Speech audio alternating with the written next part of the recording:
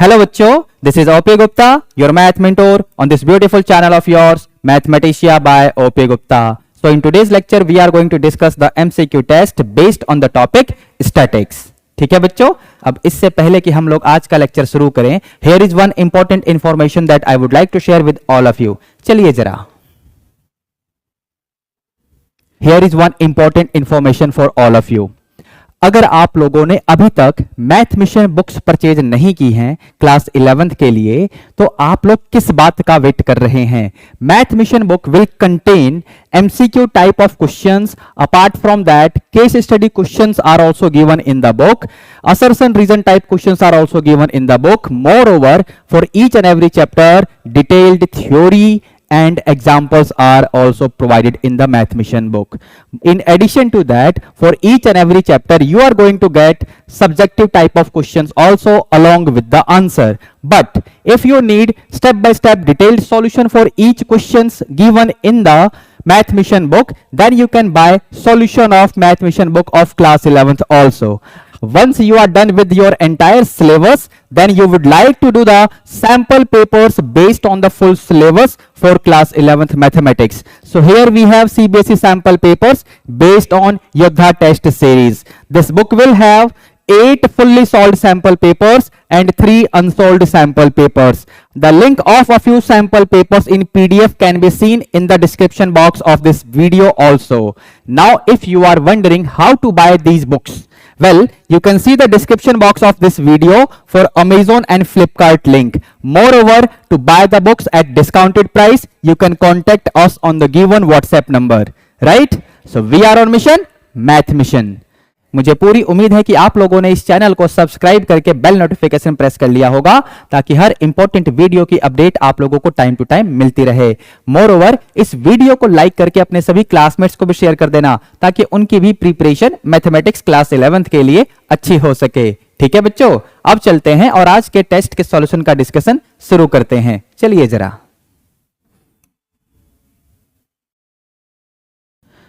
so here we have MCQ test based on the topic statics. तो question 1 में क्या बोला हुआ है बच्चों?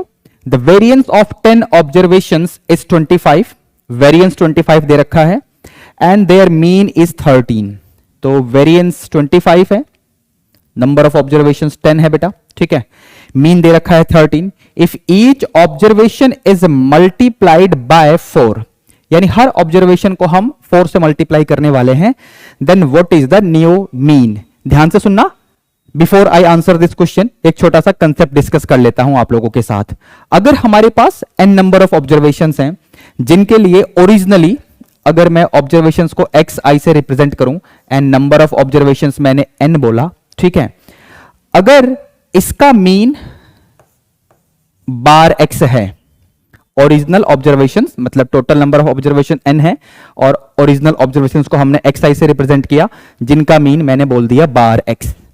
अब अगर आप हर ऑब्जर्वेशन को किसी कांस्टेंट k से मल्टीप्लाई कर रहे हो, तो नंबर ऑफ ऑब्जर्वेशंस तो उतनी ही रहेंगी, नो डाउट इन दैट, ठीक है. लेकिन जो नया वाला मीन होगा ना, that will be k times old mean. समझे? k times old mean. अगर k से आपने हर ऑब्जर्वेशन को मल्टीप्लाई किया है तो, समझ गए? तो यहां पर बेसिकली हमने हर ऑब्जर्वेशन को मल्टीप्लाई किया है 4 से. पुराने वाला मीन 13 है, तो नए वाला मीन क्या होगा? New mean 4 times old mean, that is 52, which is there in option C. ठीक है, क्वेश्चन 1 का ऑप्शन सी ठीक हो गया. आगे बढ़ते हैं जरा क्वेश्चन नंबर 2 की तरफ. क्वेश्चन नंबर 2 में क्या है बच्चों? इसमें पूछा हुआ है which of the following is incorrect. कौन से वाला इसमें गलत है? ऑप्शन ए में बोला हुआ है मीन डेविएशन अबाउट मीन. देखो यहां पर इस फॉर्मूले में अगर आप चेक करेंगे, ये जो x लिखा हुआ है इसकी जगह पे होना चाहिए था मीन, मतलब बार x. अब क्योंकि आपसे इस क्वेश्चन में यही तो पूछा गया है that which of the following is incorrect, तो ऑप्शन ए में जो एक्सप्रेशन है वो गलत है. दैट मींस इस क्वेश्चन के लिए ऑप्शन ए को हम मार्क कर देंगे. क्वेश्चन 2 का ऑप्शन ए सही हो गया. ठीक है बच्चों, आगे देखते हैं क्वेश्चन नंबर 3. इसमें क्या बोला हुआ है? क्वेश्चन नंबर 3 में कह रहा है the variance of 12 observations is 16। Variance दे रखा है 16 एंड देयर मीन इज 14, यानी बार एक्स दे रखा है 14। ठीक है, if each observation is multiplied by 4, हर ऑब्जर्वेशन को 4 से मल्टीप्लाई करना है। ठीक है, then the new standard deviation will be. देखिए आपको वेरिएंस दे रखा है 16, तो यहां से हमको स्टैंडर्ड डेविएशन मिल जाएगा, अंडर रूट ऑफ वेरिएंस कर देते हैं हम लोग, दैट मीन्स 4। तो जो नया वाला एसडी होगा, अब एक्चुअली हो क्या रहा है इस क्वेश्चन में, every observation is being multiplied by a constant. अब कांस्टेंट मतलब यहां पर 4 है। ठीक है, तो इस 4 को हम मल्टीप्लाई कर देंगे ओल्ड वाले एसडी के साथ, this is old SD. So constant into old standard deviation, that means it will be 4 into 4 which is going to give you 16. So that means option C is correct in question number 3. ठीक है बेटा, आगे बढ़ेंगे, अगला question लेते हैं, यानी question number 4। Question 4 ये रहा हमारे सामने, इसमें क्या बोला हुआ है, the standard deviation of 25 observation is 4, यानी एसडी दे रखा है 4, तो वेरिएंस आ जाएगा 16। ठीक है, इसकी जरूरत पड़ेगी या नहीं देख लेते हैं जरा। And there mean is 25, mean दे रखा है 25।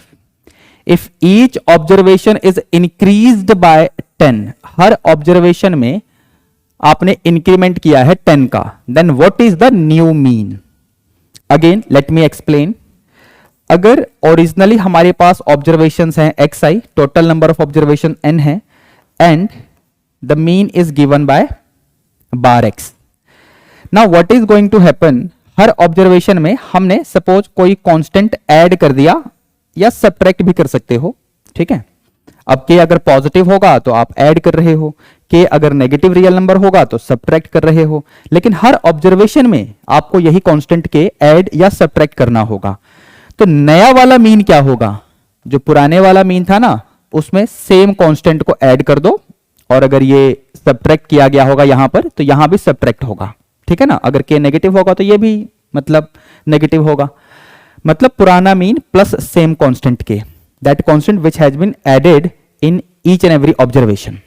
तो हमारे इस क्वेश्चन में आपसे नया वाला मीन पूछा हुआ है, पुराना मीन ये रहा, हर ऑब्जर्वेशन में आपने इंक्रीमेंट किया है 10 का, तो नया वाला जो मीन होगा, मतलब k की जगह यहां पर 10 कर दो, तो ये हो जाएगा 25 plus 10 which is 35। Option D को आप चेक करिए, क्वेश्चन नंबर 4 का ऑप्शन डी सही हो गया। ठीक है बच्चों, आगे बढ़ेंगे, अगला क्वेश्चन लेते हैं, यानी क्वेश्चन नंबर 5।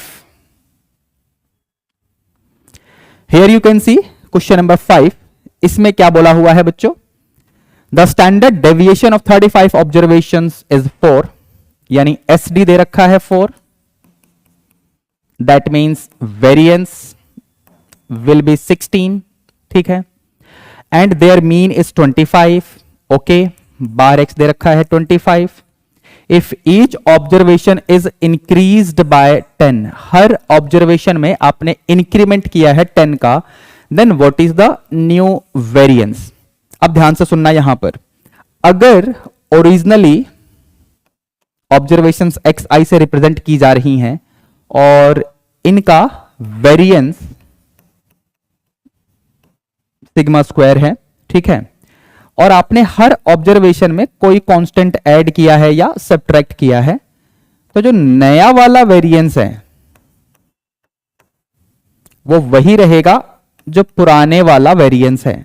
मतलब variance will have no effect if you are making an increment और decrement by a constant in each and every observation. समझ गए, यानी हर ऑब्जर्वेशन में अगर कुछ ऐड या सब्ट्रैक्ट करोगे तो वेरिएंस के ऊपर कोई फर्क नहीं पड़ेगा। तो हमारे इस क्वेश्चन में आपसे न्यू वेरिएंस पूछा है, न्यू वेरिएंस वही रहेगा जो ओल्ड वेरिएंस है। मैंने वेरिएंस तो यहां निकाल ही रखा है आपके लिए, मतलब इसका ऑप्शन सी सही हो जाएगा। क्वेश्चन नंबर 5 का ऑप्शन सी सही हो गया है। ठीक है बच्चों, आगे बढ़ते हैं, क्वेश्चन नंबर 6 देखते हैं। क्वेश्चन नंबर 6 में क्या बोला हुआ है हमें। क्वेश्चन नंबर 6 में बेसिकली बोल रहा है marks scored by the students of class 11th in math unit test are given by, तो ये मार्क्स दे रखे हैं। What will be the range of this data. अब जब रेंज निकालने के लिए बोलता है तो बेसिकली आपको सबसे बड़ी वैल्यू में से सबसे छोटी वैल्यू को माइनस करना होता है। तो यहां पर सबसे बड़ा वैल्यू ऑफ द ऑब्जर्वेशन 60 है, इसमें से माइनस करेंगे सबसे छोटा वैल्यू ऑफ द ऑब्जर्वेशन, तो 46 है बेसिकली, तो ये आप माइनस कर लो। This is going to give you 14, means option B of question number 6 is absolutely correct.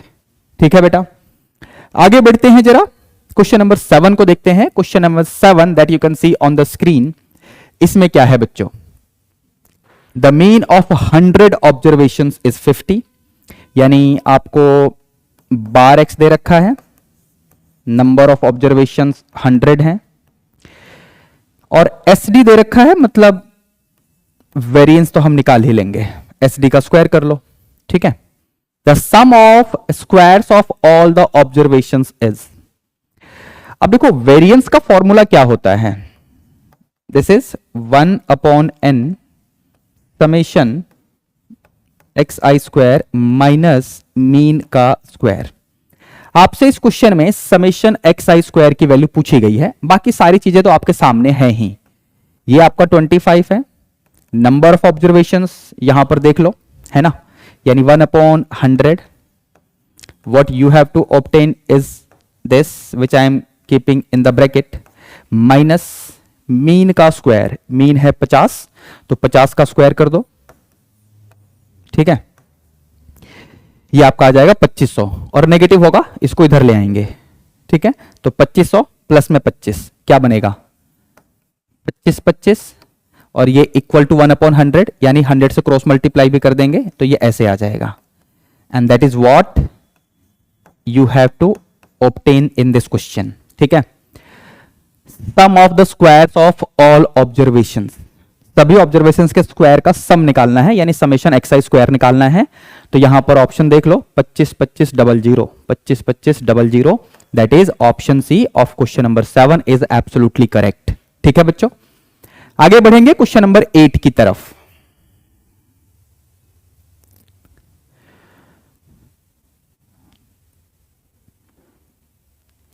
Now you can see question number 8, इसमें क्या बोला हुआ है, we have a few observations x1 से लेकर x5 तक, जिसका मीन m है और स्टैंडर्ड डेविएशन s है, मतलब variance will B s square. ठीक है, the standard deviation of the observations, in observations का आपसे SD पूछा गया है।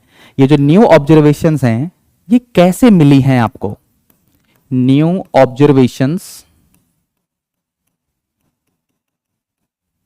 Basically P times old observations हैं, और इसमें जो भी कंसेप्ट लगेगा वो मैं ऑलरेडी आज के लेक्चर में डिस्कस कर चुका हूं।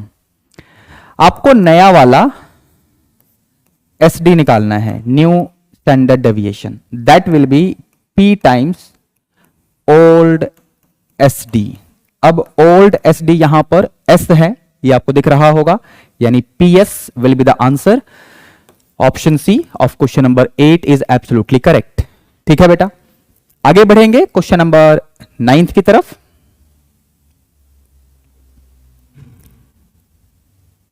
Here we have question number 9। Question number 9 में क्या है बच्चों, if variance of the data is 2025, ये वेरिएंस है। ठीक है, then the variance of 3a + 4 3b + 4, मतलब हो ये रहा है कि ओल्ड ऑब्जर्वेशंस को 3 से मल्टीप्लाई किया जा रहा है, देन आफ्टर हर ऑब्जर्वेशन में 4 को ऐड भी किया जा रहा है। तो आपको इस ऑब्जर्वेशन का वेरिएंस निकालना है, मतलब न्यू वेरिएंस निकालना है। हम इसमें दो तरीके से डील करेंगे। सबसे पहले अगर मैं ये कहूं कि ओल्ड ऑब्जर्वेशन को किसी कांस्टेंट से मल्टीप्लाई करते हैं तो नया वाला वेरिएंस क्या होता है, ये आपका ओल्ड ऑब्जर्वेशन है। ठीक है, तो इसके लिए मान लेते हैं ओल्ड वेरिएंस ऐसे है, और आपने किसी भी कांस्टेंट k से हर ऑब्जर्वेशन को मल्टीप्लाई किया तो न्यू वेरिएंस क्या होगा, दिस कांस्टेंट का स्क्वायर इनटू ओल्ड वेरिएंस। ठीक है, बात समझ आई। एक चीज और है, अगर हम हर ऑब्जर्वेशन में कोई भी कांस्टेंट ऐड कर दें तो नए वेरिएंस पे कोई फर्क नहीं पड़ता है। New variance is same as the old variance. ठीक है, तो यहां पर क्योंकि हम 3 से पहले मल्टीप्लाई कर रहे हैं हर ओल्ड ऑब्जर्वेशन को, तो जो नया वाला वेरिएंस होगा वो क्या होगा, कांस्टेंट यानी 3 का स्क्वायर इनटू ओल्ड वेरिएंस। तो यहां से आपको न्यू वेरिएंस मिल रहा है जब हम कांस्टेंट से मल्टीप्लाई कर रहे हैं, तो यानी ये वाली बात हो रही है। अब इसको अगर मैं सिंप्लीफाई कर लूं, ये बनेगा 2025 इंटू 9, 3 का स्क्वायर 9 हो गया, मल्टीप्लाई कर लो तो ये हो जाएगा 225, 25 9 जा और 9 2 जा 18, यानी 18225। अब हमारे पास एक ऐसा ऑब्जर्वेशन आ चुका है जिसको अगर मैं लिखना चाहूं तो ऐसे है 3a 3b 3c 3d and then 3e। ठीक है, इन सभी ऑब्जर्वेशंस के लिए वेरिएंस मैंने यहां निकाल लिया। अब इसे अगर मैं ओल्ड डाटा मानूं और इन सभी में कोई भी कांस्टेंट ऐड कर दूं, तो जो नया वाला वेरिएंस होगा आफ्टर एडिंग द कांस्टेंट, मैंने कांस्टेंट यहां पर जैसे 4 ऐड किया हुआ है, इन सभी को ओल्ड डाटा मानते हुए इन सब में अगर कोई भी कांस्टेंट ऐड कर दोगे तो जो इनका वेरिएंस है वही इन सब का वेरिएंस हो जाएगा। यानी यही आपके क्वेश्चन का यहां पर आंसर होने वाला है, यानी 18225 18225 ऑप्शन बी क्वेश्चन नंबर 9 के लिए ठीक हो जाएगा। समझे? ठीक है, आगे चलते हैं, क्वेश्चन नंबर 10 को देखते हैं। क्वेश्चन 10 में क्या है?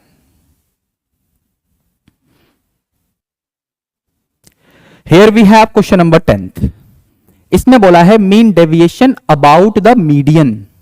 ठीक है, फॉर द डाटा। अब जो डाटा है मतलब जो ऑब्जर्वेशंस हैं ये पहले ही असेंडिंग ऑर्डर में है या फिर डिसेंडिंग ऑर्डर में भी हो सकती थी। यहां पर हम सबसे पहले नंबर ऑफ ऑब्जर्वेशंस देखते हैं कितनी हैं।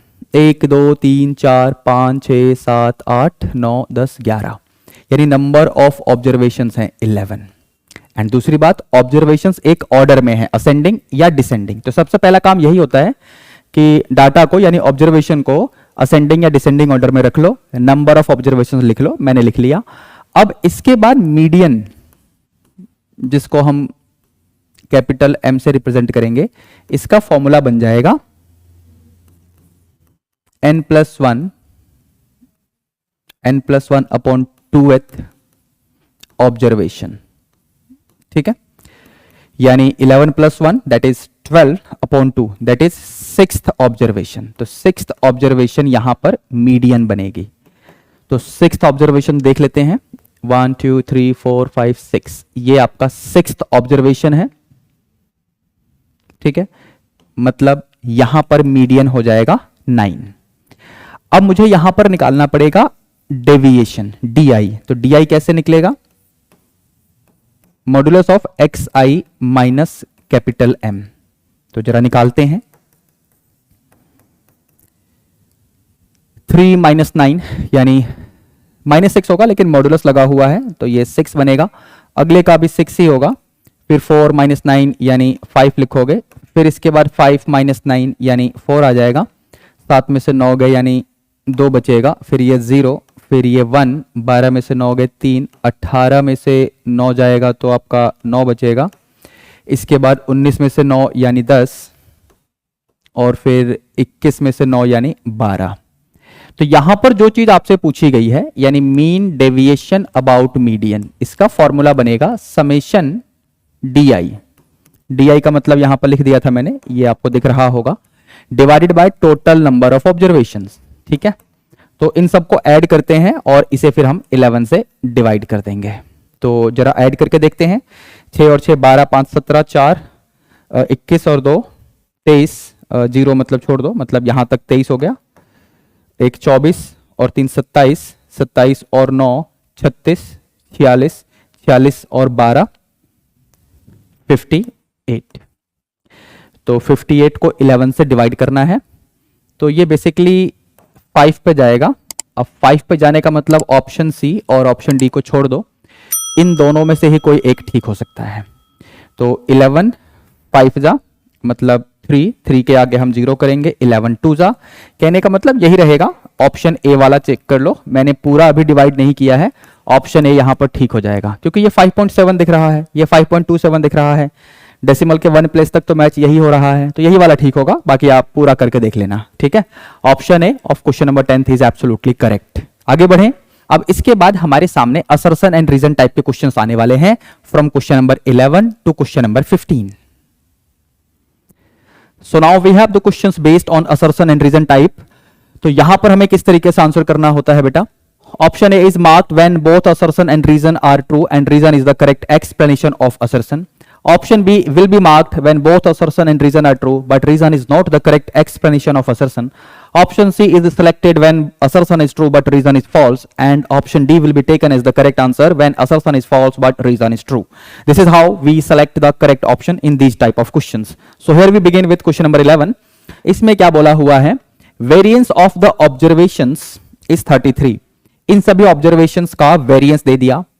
Then the variance of these observations is also 33. हमें थोड़ा सा ऑब्जर्वेशन करना पड़ेगा यहां पर। अगर आप नोटिस करें, इन सभी ऑब्जर्वेशंस में से 5 को सब्ट्रैक्ट करके देखो, यानी इनको अगर मैं xi बोल रहा हूं तो मैं कह रहा हूं कि xi -5 करके देखो क्या मिलेगा। तो 6 - 5 यानी 1, 8 - 5 यानी 3, 10 - 5 आप देख रहे हैं। लास्ट वाले ऑब्जर्वेशन को देखिए, 24 - 5 यानी 19। इसमें से भी करके देख लो, 22 - 5 यानी 17। मतलब हर ऑब्जर्वेशन में हमने -5 ऐड किया है, ऐसे कह लो, या फिर 5 से डिक्रीमेंट किया गया है इन ईच एंड एवरी ऑब्जर्वेशन। तो अगर हम ओरिजिनल ऑब्जर्वेशंस में किसी भी कांस्टेंट को ऐड या सब्ट्रैक्ट करते हैं तो इससे वेरिएंस पे कोई फर्क नहीं पड़ता है। आज के क्लास में डिस्कस हो चुका है, ठीक है। दैट मीन्स इस समय जो ओरिजिनल ऑब्जर्वेशंस का वेरिएंस है वही इन न्यू ऑब्जर्वेशंस का वेरिएंस होने वाला है, और यही लिखा हुआ है असर्शन में। दैट मीन्स असर्शन का स्टेटमेंट बिल्कुल सही है बच्चों, ठीक है। रीजन में क्या बोला हुआ है? If each of the observation x1 x2 से लेकर xn तक is increased by k, where k is a negative or positive real number, then the variance remains unchanged. यही तो मैं अभी बोल रहा था, मतलब ये भी ट्रू है, रीजन भी true. That means both assertion and reason are true and reason is the correct explanation of assertion. यानी इस समय क्वेश्चन 11th के लिए हम ऑप्शन ए को सेलेक्ट करेंगे, ठीक है बेटा। आगे बढ़ते हैं क्वेश्चन नंबर 12 की तरफ। So here we have question number 12.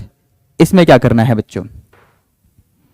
The variance of these observations is 0. Variance का फॉर्मूला भी लिख के दिया हुआ है। तो एक काम करते हैं, हम यहां पर इनका मीन निकाल लेते हैं, ठीक है। तो sum of all the observation यानी 4 + 4 + 4 + 4 क्या हो जाएगा? 16 upon number of observation which is 4 only. तो मीन तो आपका 4 आ गया, ठीक है। तो यहां से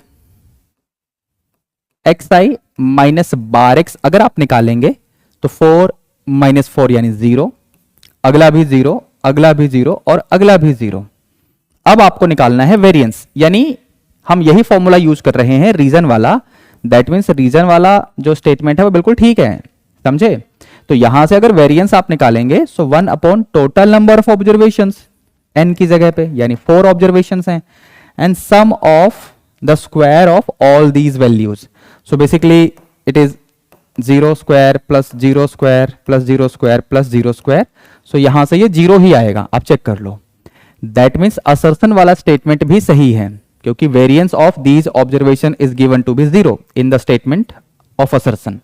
तो यहां पर असर्शन भी ट्रू है, रीजन भी ट्रू है, and reason is the correct explanation of assertion also. यानी क्वेश्चन नंबर 12 के लिए ऑप्शन ए को हम सेलेक्ट कर लेंगे, समझे, ठीक है। आगे बढ़ते हैं, क्वेश्चन नंबर 13 की तरफ चलते हैं। क्वेश्चन 13 में क्या बोला हुआ है?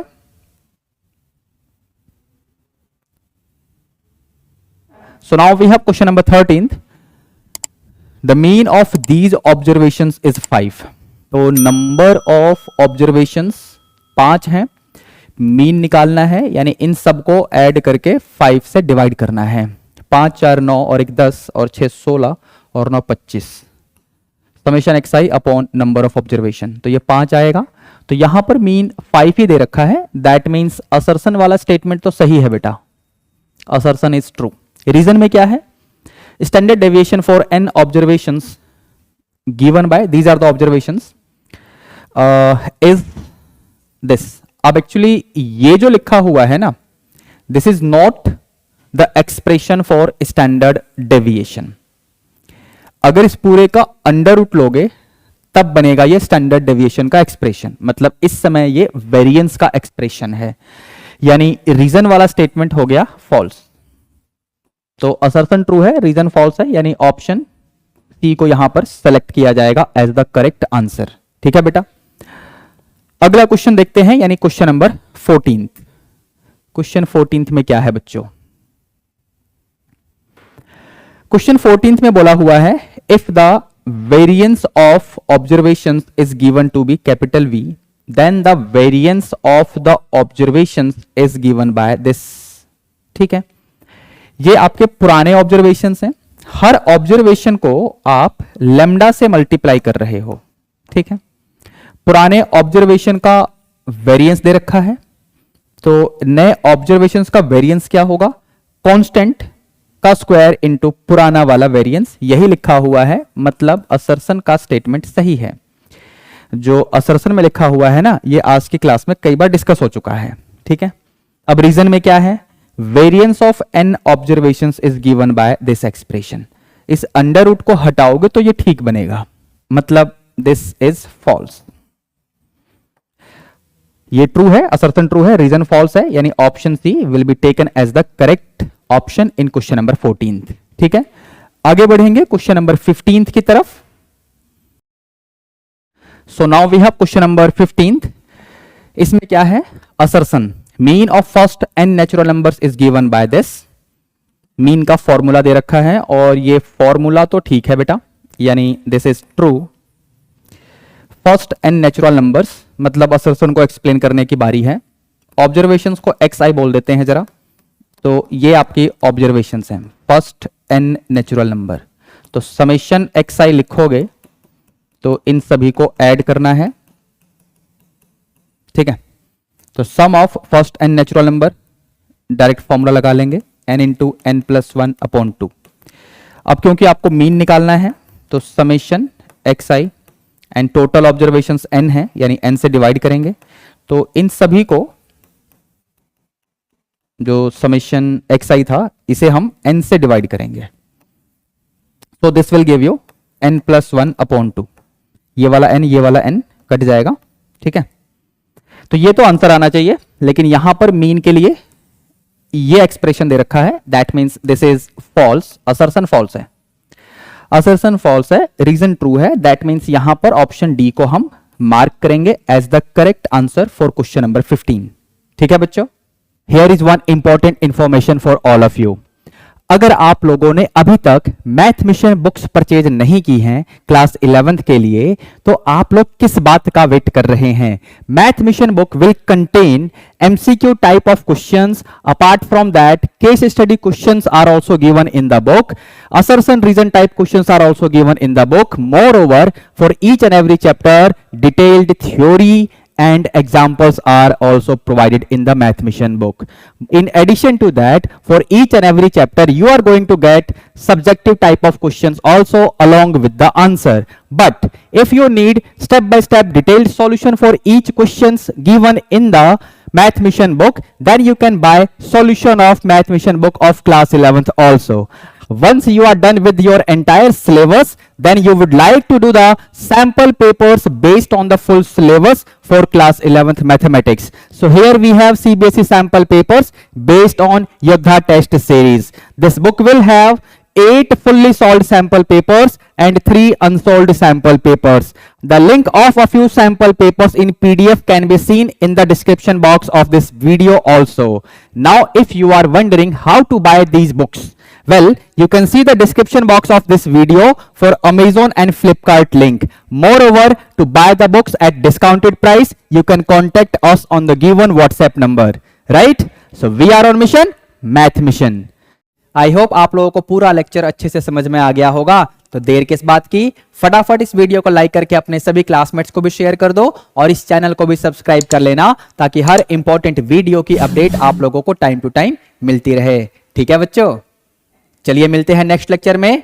Till then be good, take care, all the best, bye bye.